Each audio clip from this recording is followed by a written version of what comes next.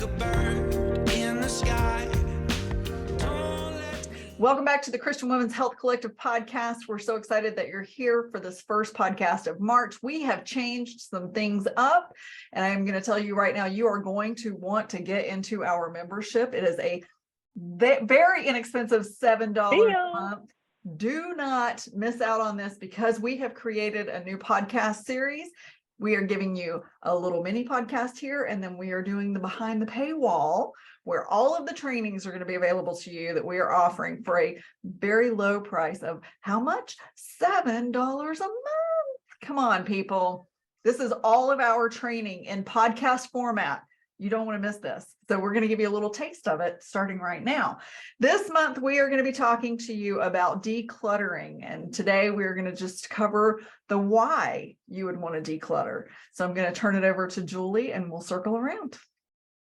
Well, hello, everybody. We're so glad you're here. So at the beginning of my journey, decluttering was one of the, I would say, probably the catalyst to get me going. Partly because when you think about declutter, I think about things that get in my way, or things that cause me anxiety, or things that just prevent me from going further with different habits. There's always an excuse, right? So we just need to remove those excuses, get our house, get our mind, and get things situated, get things in place. Yes, it can take a little while, but when you get yourself in a place where you can walk in and you can focus on you, it goes so much easier. So for me, with my grief, and just dealing with that and trying to find new daily habits and new routines and just a new way of healthy living, when I was able to declutter, things started falling into place. So Bree, I would love to see what you do for decluttering and what comes to your mind when we talk about that. So I have we started our decluttering journey 11 years ago, because I don't know if anyone who listens to the podcast knows this or not, but we actually live in a tiny house. I'm sitting on my tiny house couch right now with my dogs next to me, which you can't see. We have tiny house dogs, we have tiny Yorkies, but we started on our tiny house journey 11 years ago now, which sounds crazy when I say it out loud because we've been living in our tiny house now for 8 years.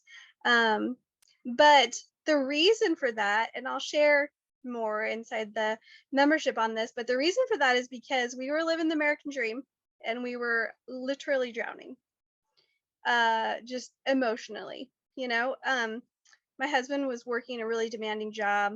We had a huge house to take care of, and we felt like all of our stuff was sort of sucking the life out of us because we had too much to manage, to take care of. And so I was like, we got to do something drastic here. We got to change something because this is not working.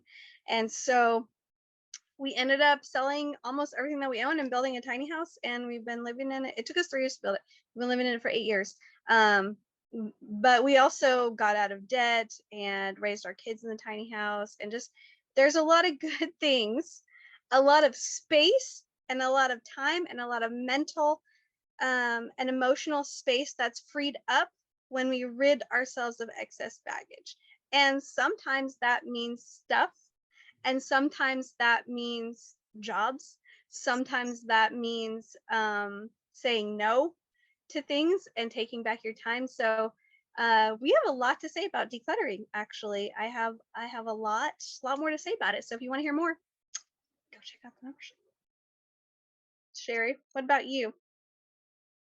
So yeah, decluttering for me. So it is something that I really need to work on. I have been in this house for 25 years and raised 2 children, and you just expand into your space. And so this is going to be an interesting month for me because hopefully it's going to prompt me to declutter. So why? What is my why? My why is that, it does. I know that once I do start and I do different areas, because I have, that I do feel better.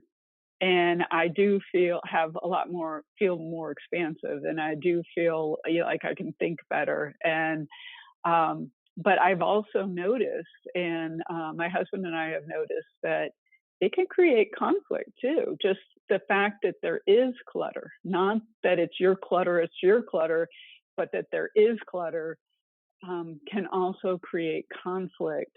And so there's a lot of reasons. There's a lot of whys, really, to declutter. I just need to do so. So this is going to be a great month for me. I can tell. How about you, Leigh Ann? Oh my gosh, I can so relate to the conflict. Like Tyler and I never fight, but we both get so crabby when there's clutter everywhere. I can't focus and concentrate on anything when there's clutter everywhere. So decluttering for me, I am not someone who's been in the same house for 25 years. I have moved more times than years I've been alive. And that's saying something because I'm old. But I still manage to collect things. And I think one of the whys for me for really wanting to declutter and maintain that declutter is the senseless spending that happens to build the clutter, right? I mean, there's so many things that we buy that we don't actually need that get stuck on a shelf somewhere. And I don't really have material attachments necessarily, but it's just so comical to me because when I get into the headspace of wanting to declutter, I literally want to sell everything in my house except for the bed. That's it. We can have a bed. I'm good. We don't have living room furniture anymore in our main living room area because we sold it. We didn't use it. It didn't make sense to have it, but we still have plenty of clutter that we need to get rid of. So for me, it's about letting go of any material attachments that I have and making space for a calmer mindset because I don't like being frustrated and flustered over things that shouldn't frustrate and fluster me and don't necessarily need to be in my home anyway.